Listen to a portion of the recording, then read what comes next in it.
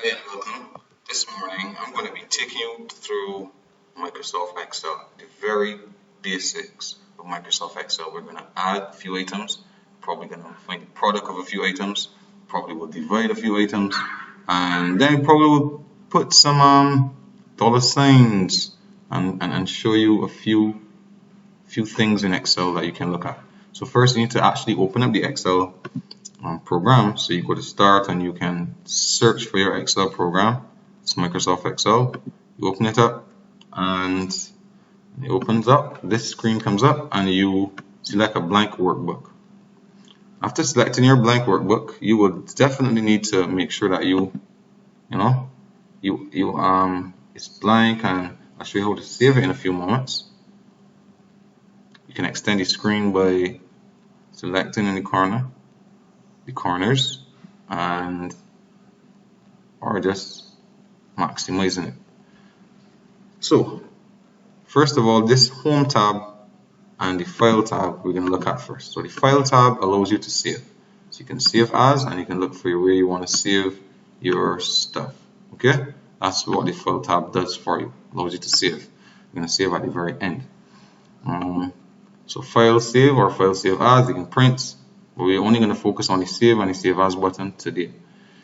We can go to the home tab, which is this tab that we're currently in, and we can decide, hey, let's look at, we can change the font. You would have done that in Microsoft Word already. You can change the font size. You can change, you can add bold, italics, underline, add color to the font.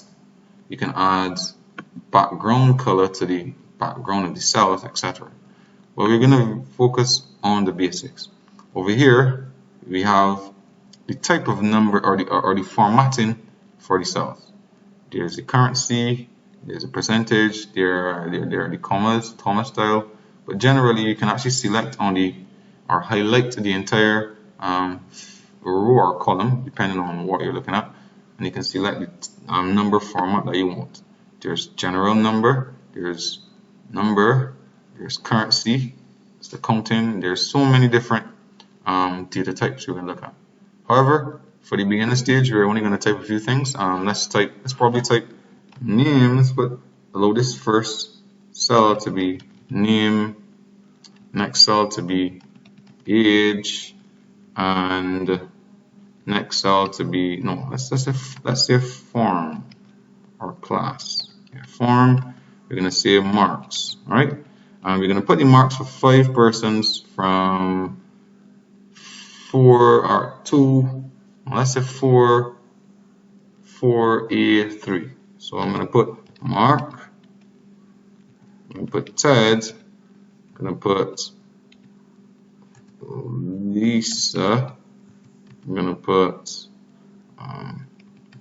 Andy, I'm going to put Shanice. Put them all in one form. 4A3. I'm going to copy. I'm going to paste. Or in other words, you can type your stuff in 4A3, and you can right click, copy, right click, paste, right click again, paste. So you can, because the information is the same, so it's kind of easy to do that. I'm going to put random marks inside here. It's out of 10, so let's say 7, let's say 5, let's say 6, let's say 8, let's say 9, let's say, let's use those marks. This is your general sheet. As you notice, every time I click on a cell up here, the number changes. This is called the cell ID. So the item name is in cell A1, form B1, marks C1. So when we are doing our calculations or additions or whatever we're doing in Excel, we usually refer to the cell ID. That way, if you happen to change the value in the cell ID, it doesn't change, it automatically changes in the formula. You don't have to go and do all the formulas again. So let's say we're going to put some here. Let's just add you can add We can add, no, let's add the sum down here. Let's put the sum down here. Let's put the sum down here. We're going to put the average underneath as well. When I say down here, I mean cell A8 is sum, and cell A10 will be the average. To find the sum, and we use equals, we can add C2. So you could type C2 plus C3 plus C4, and as we type in the cell IDs, there's a little highlight there to let us know it's what we are highlighting. After highlighting or after selecting or entering all the cell IDs, we can just press enter and the sum comes up. There's another function that we can do as well. It's called the sum function. It goes like this: equals sum. You open the bracket and you type your first cell, which is C2, and you do a colon. See, a colon is there, colon, and then the last cell in that row will be C6, and it highlights everything for you, and you close that bracket, you press enter. That's your sum. Finally, you can find the average. Everyone knows to find the average you need the total divided by the number of items. So equals, my total is found already here. I already got the total already. Equals C8, I believe. C8 divided by 5. That's going to give me a nice round total of 7. Alright, that's the average. Another way to find the average would be to use the average function, which is equals average.